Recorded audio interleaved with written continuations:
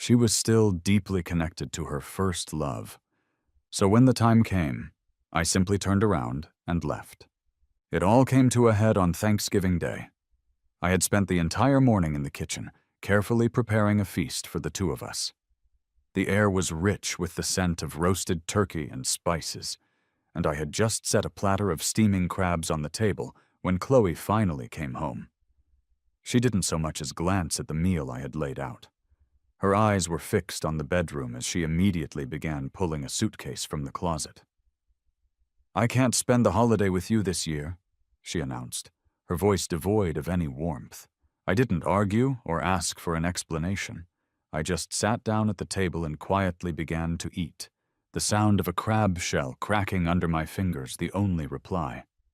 That night, as if on schedule, her first love, Evan, made a new post on his Instagram. It was a photograph of him with his arm wrapped securely around Chloe's shoulders. Both of them were beaming, their smiles wide and genuine, with a brilliant full moon hanging like a lantern in the window behind them. The caption was simple: "Toasting the moon with my favorite person." This time, I didn't reach for my phone to make a frantic, hysterical call. I just calmly tapped the heart icon, liking the post before setting my phone down. Moments later, my phone rang. It was Chloe, and for the first time in a long time, I could hear a distinct note of panic in her voice. "Don't overthink it, Leo. I promise I'll spend the next holiday with you." I let the silence stretch for a few seconds before a soft, empty laugh escaped my lips. I didn't say a word. Next time? Oh, Chloe. I knew with absolute certainty there wasn't going to be a next time. It was already the Monday after the long holiday weekend when Chloe finally returned home. In the past, I would have been waiting for her in the small garden by our front door, eager to welcome her back, but not this time. A text message from her buzzed on the table. "Where are you?" I was in the middle of my lunch and replied with a casual, at-home eating. A few minutes later, the front door opened and she walked in, dragging her suitcase noisily behind her. "I'm starving," she declared, kicking off her shoes and dropping her bags. "Go make me a bowl of noodles with a sunny-side-up egg." Any other time, I would have been in the kitchen before she finished her sentence, eager to please. But now I simply continued eating and spoke calmly. "I already ate. You should just order some DoorDash." Chloe shot me a look of sharp annoyance, but she managed to restrain her temper. "I know you're still mad about Thanksgiving, but can you not start with me right now? I'm seriously hungry." I turned to face her and offered a small, placid smile. "I'm not mad." She didn't believe me for a second. "Evan was all alone in the city, and it was Thanksgiving," she explained, as if I needed to hear it. "I was just keeping him company, being a good host." "Yeah, I know," I replied, my voice flat and devoid of emotion. Chloe stared into my eyes, searching for a reaction, for the familiar hurt she was so used to seeing. When she found none, she lowered her gaze, unable to hide her growing irritation. "What's the point of this? I'm exhausted from my trip and I don't want to fight. Can you just be a little more mature?" I looked back at her, my patience feeling endless. "I'm not fighting with you. Are you done? I'm going to do the dishes." Chloe watched me in silence for a moment, then reached into her pocket. She pulled out a men's watch and held it out to me, looking down as if presenting an offering. "A gift," she said coolly. The watch was completely unwrapped, a stark contrast to the beautifully wrapped box Evan had proudly displayed in his birthday post. I didn't show a flicker of excitement. "Thanks," I said politely, and then said nothing more. A flash of displeasure crossed Chloe's face. "That's it?" she asked, her annoyance obvious. "That's it," I replied evenly. Her face turned grim, and she held her hand out to me expectantly. "Where's mine?" It was only then that I feigned remembrance. "Oh, sorry, I forgot," I said, my tone apologetic. "I'll just Venmo you and you can buy yourself something." I picked up my phone, opened the app, and sent her $200. Chloe's eyes widened in disbelief, as if she couldn't comprehend that I, of all people, had forgotten. I was always the one who cherished our little traditions. Exchanging gifts on holidays and birthdays was our ritual, a practice I had kept alive for years. I always managed to find new and creative gifts for her, even during the times she had completely forgotten to get me anything. The air in the room grew thick with an awkward tension. I stood up, went to the walk-in closet, changed my clothes, and headed for the door. "Where are you going?" Chloe called out, a sense of urgency in her voice. "Going to hang out with Sam," I said calmly. Then, I closed the door behind me, ignoring the sound of her calling my name from inside. After I started dating Chloe, I had systematically canceled all plans with my friends, all because she once mentioned she didn't like me running around. It had gotten to the point where Sam and my other buddies stopped inviting me out altogether, assuming I was a lost cause, tethered to a short leash at home. Now, for the first time in years, I could actually hang out with Sam without a sense of guilt. As we were leaving the bar, Sam clapped me on the shoulder. "I seriously thought you ditched your bros for your girl for good, man. Don't ever do that again. No girl is more important than your friends." I nodded, feeling the truth of his words deep in my bones. "From now on, if you guys are getting together and I'm free, I'm there. Count on it." Getting with Chloe had shrunk my entire world until it revolved solely around her. My work, my life, my social circle, it was all about her.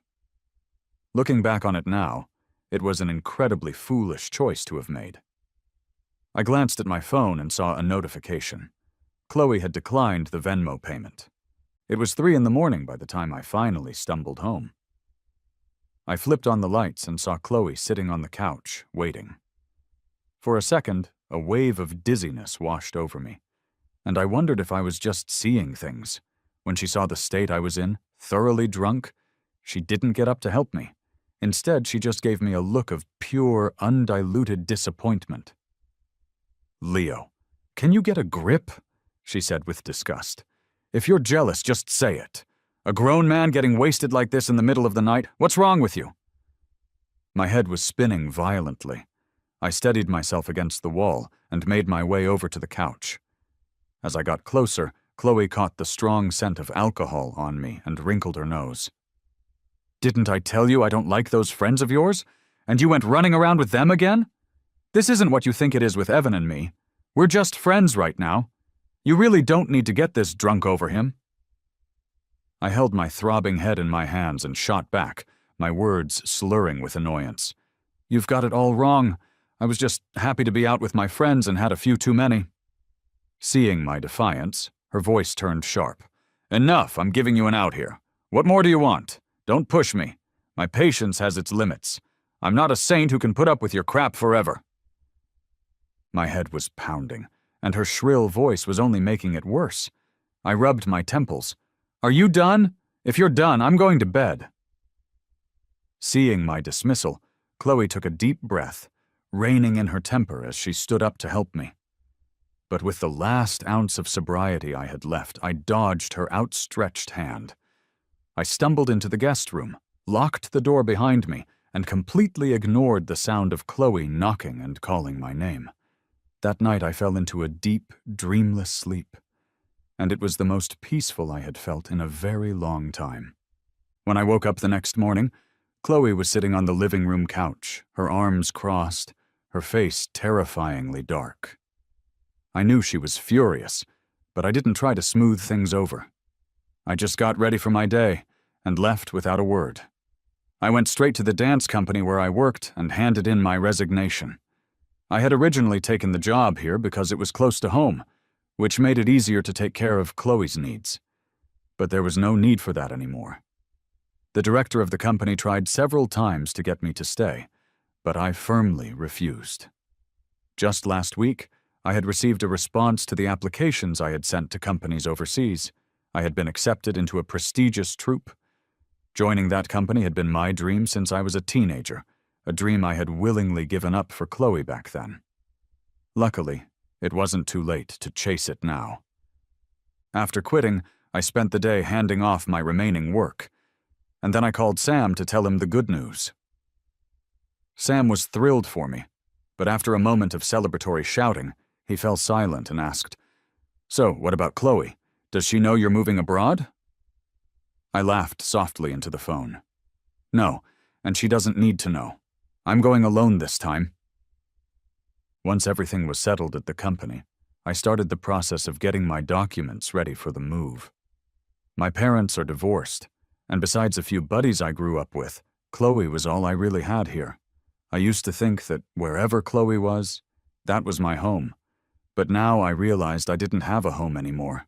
I felt like a piece of driftwood, just floating wherever the current decided to take me. When I got home later that evening, Chloe was getting ready to go out. She was wearing an elegant black dress and an expensive diamond necklace that made her look formidable and powerful. I saw the beautifully decorated birthday cake in her hand and knew immediately today was Evan's birthday. She was on her way to celebrate with him. She was on the phone, her voice animated with excitement. Okay, stop guessing. It wouldn't be a surprise if I told you what the gift was. Just wait for me to get there. I don't know what the person on the other end of the line said, but it made Chloe giggle, revealing the dimples I rarely saw anymore. It was a simple, carefree smile, something that had become so rare for me to witness. She kept smiling until she turned and saw me standing there. Then, like a switch being flipped, the smile vanished from her lips. Chloe would give Evan anything he wanted, yet she couldn't even spare me a single smile.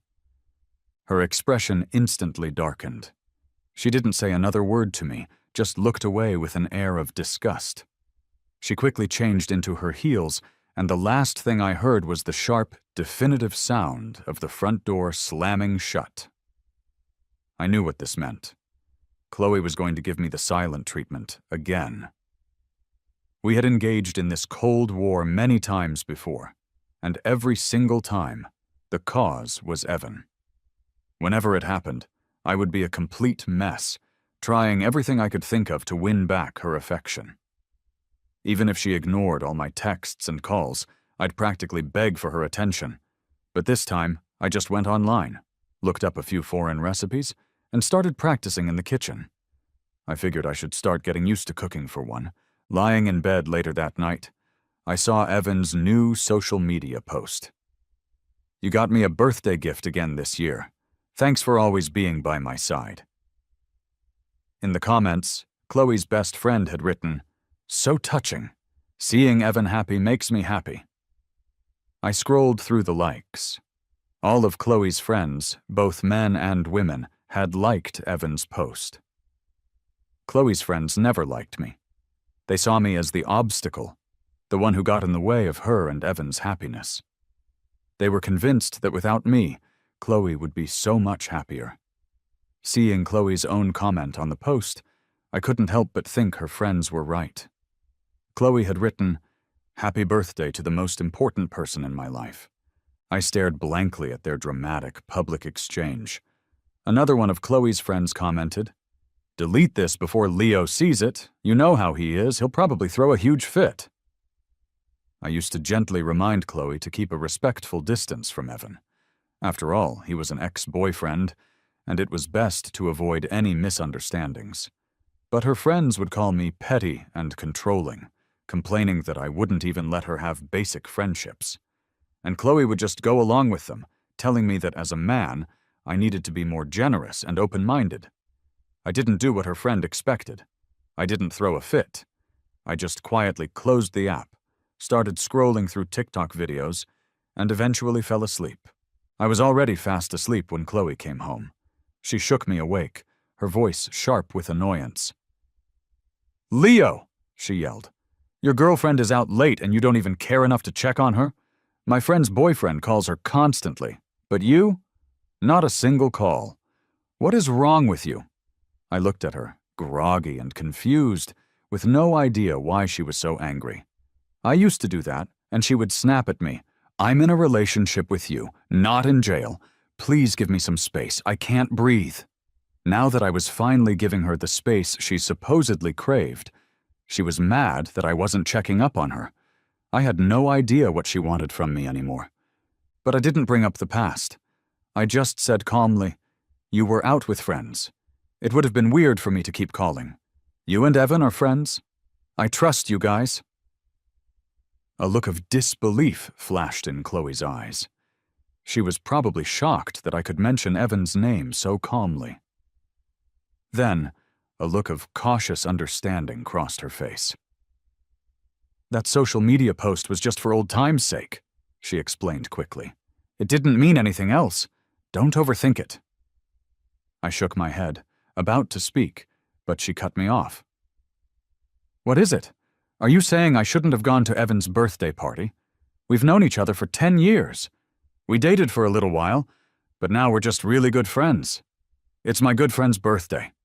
Of course I had to be there." I looked at her with a placid understanding. "I know, it's late. You should go get some rest." Chloe fell silent. She stared at me, her eyes searching my face, as if trying to confirm that I really wasn't angry. After a long moment, she couldn't find the answer she was looking for.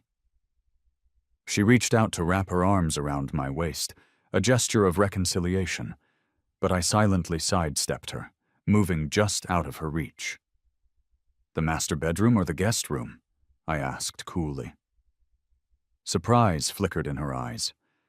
I had actually rejected her touch, something I used to beg for. Humiliated and angry, Chloe slammed the guest room door shut and went into the master bedroom alone. As soon as she was gone, I was asleep. Ever since I had cleared my head of all the drama and anxiety, even falling asleep had become so much easier. The next morning, the director of the dance company called me. She had somehow found out that I was moving abroad and said she wanted to throw me a going-away party. I quickly declined, so she let it go. Then she rephrased, saying she was getting a group together from the company for one last get-together. She put it in a way that I couldn't refuse.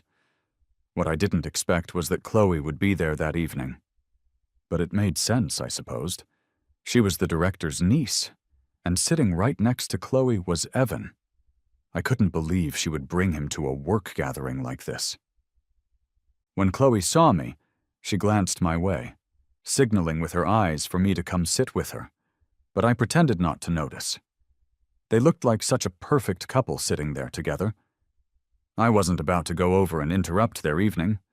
When Evan saw me, he shot me a smug, challenging smile. Then, just as quickly, he wiped it off his face and put on an apologetic expression. "Hey man, sorry for crashing your work party. I was just so bored that Chloe decided to bring me along." Chloe opened her mouth a few times, wanting to explain, but the words never came out. I politely raised my glass from across the room. "It's fine, I don't mind." I took a sip of my drink. During dinner, my phone kept buzzing in my pocket. I pulled it out to check. It was a series of texts from Chloe. "I only brought him because it was convenient. Don't overthink it. If it bothers you, I won't bring him next time." I scrolled down to the last message. "Let's go home together after dinner." I cleared my throat and typed back a simple reply. "No thanks. You should take Evan home. I drove." Then I put my phone away and went back to my meal, ignoring any more messages that came through from her. The dinner was full of good conversation, with everyone reminiscing about the old days. The director had a little too much to drink, her face flushed with wine. She stood up at the table, raised her glass to me, and said loudly, "I remember when you were the best dancer in the country, Leo. Your dream was always to go abroad and join the best company, but then for some reason you suddenly decided to stay here." She paused, taking a breath. But now, thank God, you're finally going. You're finally going to achieve your dream. And I'm so happy for you. Here, let me toast to you. I wish you all the best and a bright future ahead. I smiled, a wave of nostalgia washing over me, and raised my glass, downing the wine in one go. At that moment, Chloe's face was frozen in shock, as if she'd just heard something utterly unbelievable. Auntie, what did you just say? What do you mean, going abroad? Chloe's words were sharp and clear, cutting through the chatter. The director answered patiently. You didn't know? Leo's moving abroad. If all goes well, this will be our last dinner with him. It'll be hard to see him again after this. The director didn't know about my relationship with Chloe, so she wasn't surprised that Chloe was out of the loop. Hearing this confirmation, Chloe's eyes turned red. She jumped up from her seat, grabbed my arm, and dragged me outside into the cool night air. I stood against the brick wall of the restaurant, silently facing her. She was the first to speak, her voice trembling, her eyes filled with a mixture of disbelief and fear. Moving abroad? What are you talking about? Why didn't you discuss this with me? Why didn't you tell me? I finally responded, my voice distant and polite. Oh, that. When I got the news you were at Disneyland with Evan, I didn't want to bother you. My calm tone instantly created a vast chasm between us. Hearing this, Chloe looked embarrassed, but she grabbed my hand tighter. No matter what, I'm your girlfriend. You should share these things with me. I nodded, my expression one of mock surprise. I used to tell Chloe every single detail of my life, and she would always say with impatience, I'm not interested in your life. Stop sending me this useless stuff and clogging up my phone. After a long silence, she asked, How long will you be gone? I thought about it for a moment and decided to lie. Probably 2 or 3 years. I had never planned on her finding out about my departure anyway. Tonight was just an unfortunate accident. That long? Chloe exclaimed, stunned. I looked down, confirming it with a nod. The atmosphere grew tense. Suddenly, Chloe sighed, a sound of defeat. She looked up at me and said, Let's go home together later. She said it with a hopeful glimmer in her eyes, desperately waiting for my answer. Just as I was about to say no, Evan stumbled out of the private room. He looked at Chloe with hazy, unfocused eyes, so drunk he had to lean against her for support. Chloe shot a nervous glance at me, trying to push Evan away, but he was like a dead weight against her. Evan's drunk, she explained frantically. We never touch each other like this. I swear. It wouldn't have been a big deal, but her panicked explanation just made the situation seem more suspicious. I nodded understandingly. Yeah, I know. Evan slurred into her ear. Chloe, my head's spinning.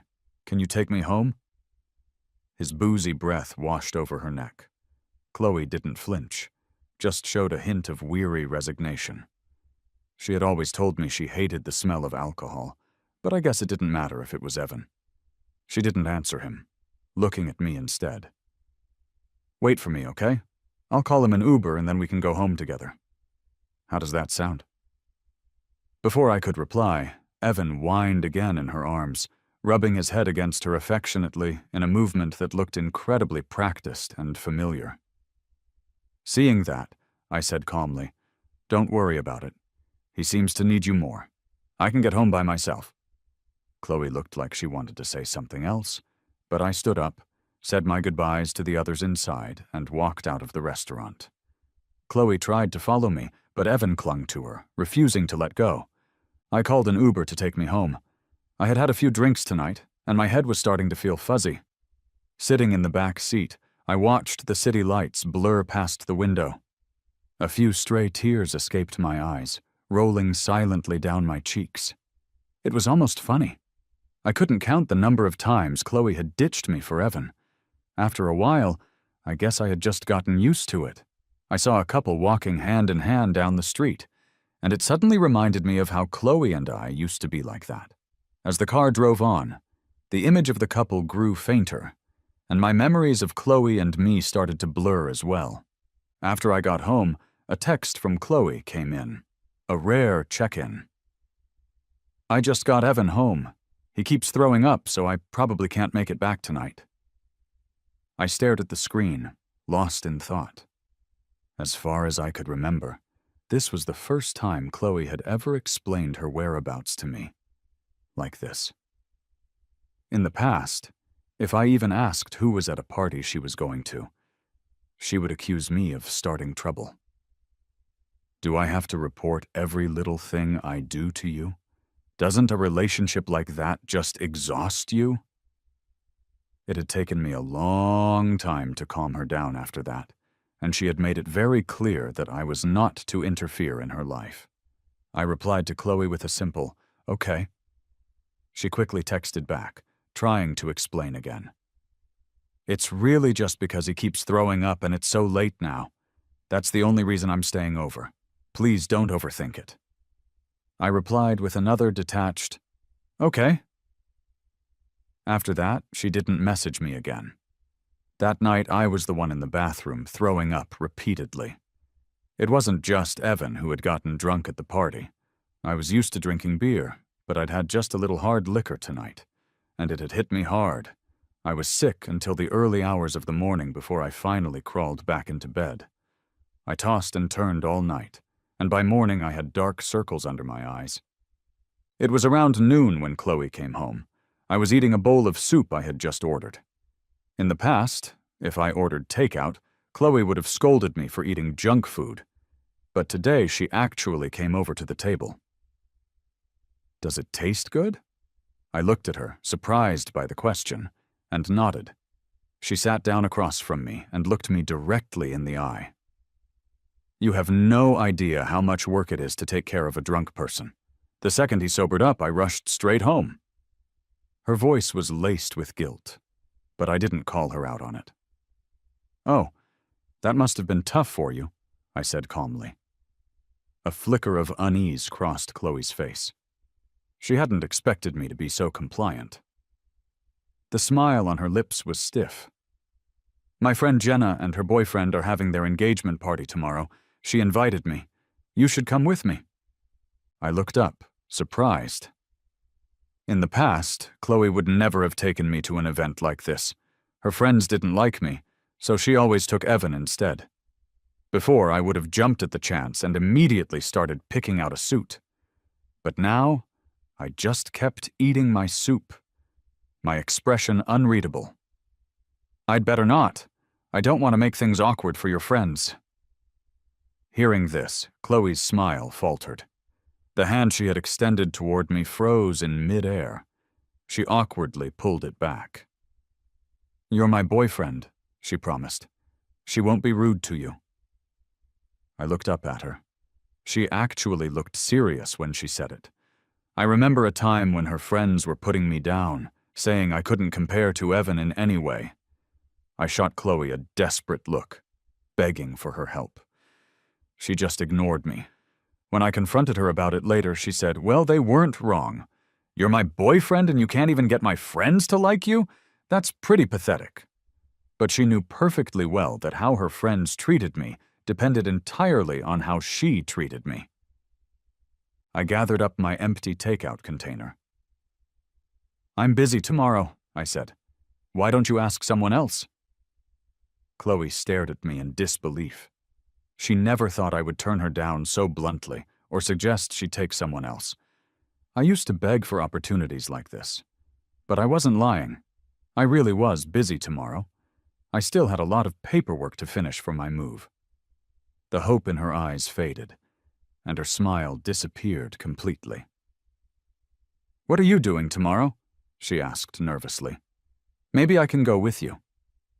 "Oh, I have to go take care of my immigration paperwork," I explained calmly. "I really can't get away. It's your friend's engagement. You should be there for her. I'll be fine on my own." Hearing this, she looked at me and asked tentatively, "If you're not going, should I take Evan?" In the past, just hearing Evan's name would have set me off. But now I just smiled. Sure. She searched my face for any sign of jealousy, but couldn't find one. Leo, why aren't you jealous at all? She couldn't help but ask. I looked at her, thinking how strange she was. Didn't she used to hate it when I got jealous? But I just said, what's there to be jealous about? He's your good friend, and he gets along with your other friends. It makes sense for you to take him, right? She opened her mouth to say something several times, but never did. Finally, she said one thing. Then let me drive you to your appointment tomorrow morning. I thought about it for a second and didn't refuse. My head still felt fuzzy from the night before, and I didn't want to drive. Having someone drive me didn't sound so bad. When Chloe saw that I agreed, she reached for my hand, but I pulled away. She looked at me with a mix of confusion and annoyance. I didn't sleep well last night either, I explained. I'm going to take a nap. You should get some rest too. Without waiting for her reaction, I opened the bedroom door and went inside. The next morning, Chloe was up early and had breakfast ready. After we ate, she grabbed her car keys to drive me. Sitting in her passenger seat felt strange. It had been so long since I'd been in Chloe's car. I remember one time it was raining heavily and I didn't have an umbrella. I asked if she could pick me up, and she said with a frown, "You're an independent adult. Don't always rely on a woman. What's wrong with getting a little wet?" Later that day, I saw from Evan's social media that she had driven across town to pick him up. After that, I bought my own car, so there was never another reason to ride in hers. As Chloe drove, she put on music I liked, trying to make small talk so I wouldn't be bored. I just smiled and went along with it. We hadn't been driving for long when Evan's call came through on the car's Bluetooth system. Chloe's expression turned frantic. She kept glancing at me nervously. "Go ahead, answer it," I said calmly. Evan's cheerful voice filled the car. "Chloe, I'm all ready. You can come pick me up now." "You should just call a cab," Chloe said quickly. I was surprised to hear that. Chloe actually turning Evan down? I never thought I'd see the day. Evan hadn't expected her to refuse either, but he didn't give up. "Come on, Chloe. You know how it is. It's impossible to get a cab way out here. Besides, you've always picked me up before," Evan pressed on. "If you don't come get me, I'll have to walk." A flicker of hesitation crossed Chloe's face. In the past, I would have been kicked out of the car by now. Every time Evan called, she'd say to me, "It's easy to get a cab downtown where we are. It's harder out where Evan lives. I have to go get him. You can just grab a taxi." I saw her hesitation and made the decision easy for her. "Go pick him up. You can just drop me off at the next corner." "But what about you?" she said flustered. "No, forget it. I'll take you first." I smiled, completely at ease. "I can get a cab. It's fine. Go on. You can just pull over here." I pointed to the side of the road ahead. Chloe hesitated for a moment, but she pulled over. As I got out of the car, she said, "I'll be home early tonight." I nodded. She looked at me worriedly. "Are you sure you can get a cab here? If not, I won't go get him." I looked up at her and urged her on. "It's fine, you should go. You don't want to be late, that would be rude." Chloe's car sped off, leaving a trail of exhaust behind. I went and took care of my paperwork. Looking at the date on my phone, I counted on my fingers. 5 more days, and I'd be leaving the country for good. Back home, I was scrolling through TikTok when I saw a video from the engagement party. Jenna and her boyfriend were sharing a deep kiss, while the people around them started teasing Chloe and Evan. Jenna laughed and said to Chloe, "Girl, you need to lock it down too. A great guy is right here beside you. You better not let him get away." As she said it, she glanced over at Evan, who blushed, looking embarrassed. But in the video, Chloe just looked distracted and uneasy. Just then, a message from Chloe popped up on my phone. "Leo, did you see that video? They were just messing around. It was a joke. Don't be mad." I replied, "I saw it. It's just a joke. I'm not mad." After that, Chloe didn't reply, nor did she come home early. I didn't wait up for her. I just ate dinner and went to bed. It was almost noon the next day when Chloe came back. I didn't ask where she'd been, just said from my spot on the couch, "I didn't cook. If you're hungry, order something." Chloe was changing her shoes in the entryway as she explained. "Everyone was having so much fun yesterday, they wouldn't let me leave, so I just slept at the hotel." Chloe used to stay out all night often, but she had never once offered an explanation to me. I just grunted in acknowledgement and went back to watching TV. After changing her shoes, Chloe sat down on the couch, pinching the bridge of her nose. "When are you planning on leaving?" "Next Monday," I said. "Already bought the ticket." After I said that, the air in the room seemed to freeze. Chloe was the one to break the silence. "Leo," she said, her voice rising with emotion. "I think we need to have a serious talk. I can't stand us being like this anymore." I looked at her, confused. "What's wrong? Is there a problem?" Chloe was always telling me to be more mature. Now that I finally was, she wasn't happy. She frowned. "Is this because of Evan?" I didn't say anything. She bit her lip and continued. "If my relationship with Evan bothers you, I can cut him off. For you. But please, can you just stop being so indifferent? Please?" Her eyes were pleading, filled with a desperate hope, as if she'd just made the biggest decision of her life. I spoke slowly. "You're overthinking it. I really don't mind anymore. Who you're friends with is your business. I have no right to interfere." But I never imagined she would offer to cut ties with him so easily. In the past, no matter how much we fought, even when I threatened to break up with her, she never once considered cutting off contact with Evan. She stared at me, stunned. "I'm making a huge concession here. If you don't believe me, I'll call Evan right now." With that, Chloe pulled out her phone, dialed Evan's number, and stood in front of me with the phone on speaker. Evan's voice came through, full of delight. "Chloe, miss me already?" His casual, intimate words made Chloe's expression flash with embarrassment and panic. She cut him off quickly. "Okay, Evan, stop joking around." Evan clearly wasn't expecting that response. This must have been how they usually talked in private. He paused, and Chloe continued, "Evan, I think we should talk less from now on. I have a boyfriend, after all." Evan sounded like he'd heard something unbelievable. "Chloe, what? What did you say? Say that again?" Chloe took a deep breath. "I said we should talk less from now on. Got it?" Her voice was sharp now. A flicker of understanding crossed Evan's face. "I get it. It's that controlling boyfriend of yours, isn't it? He's jealous. Why do you even listen to him? The guy's so petty. He probably doesn't have any friends. So he's jealous of us." With every word Evan said, Chloe's face grew darker. I couldn't even imagine how much trash they had talked about me behind my back. Chloe's voice was full of irritation. "That's enough. You need to know your place. Leo is my boyfriend, and you have no right to say anything about him.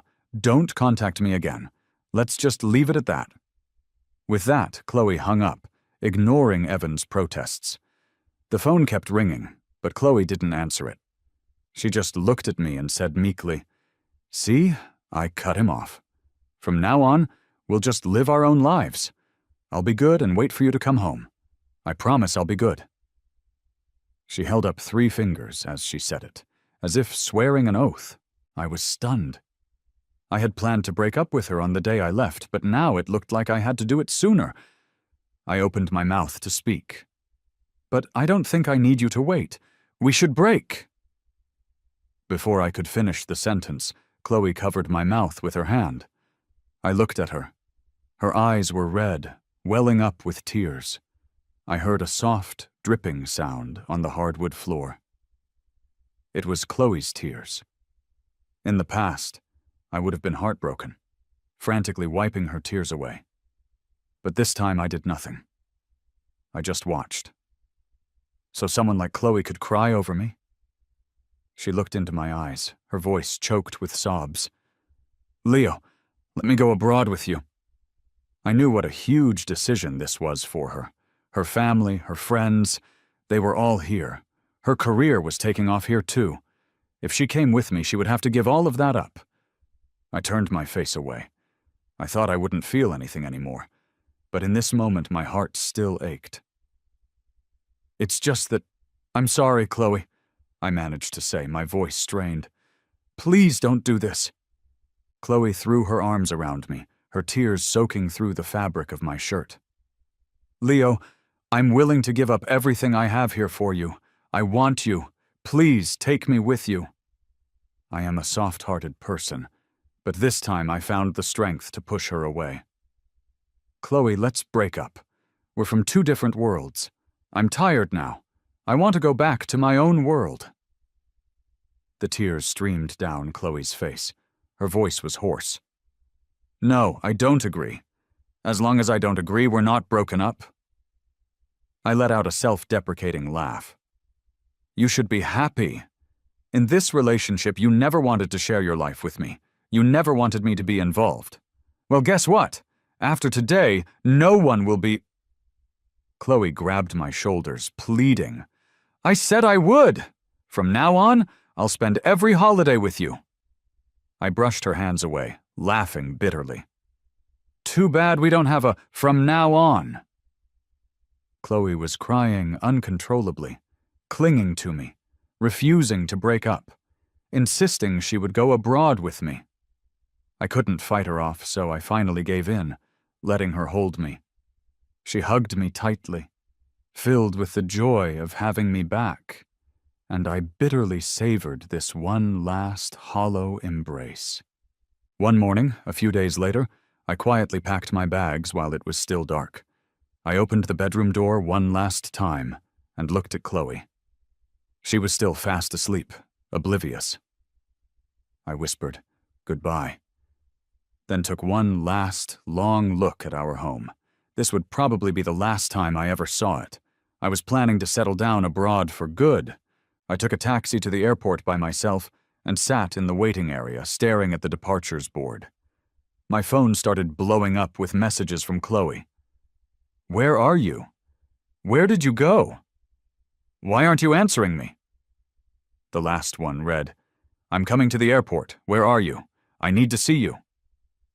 My eyes started to well up as I read the messages. I didn't reply. I put my phone away.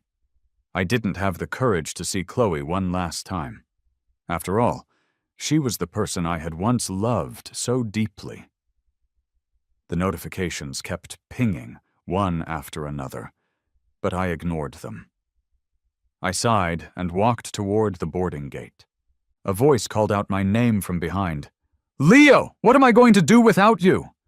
Chloe's voice was hysterical, as if she had used every last bit of her strength to shout. My back stiffened, but I didn't turn around. I kept walking, disappearing into the boarding tunnel.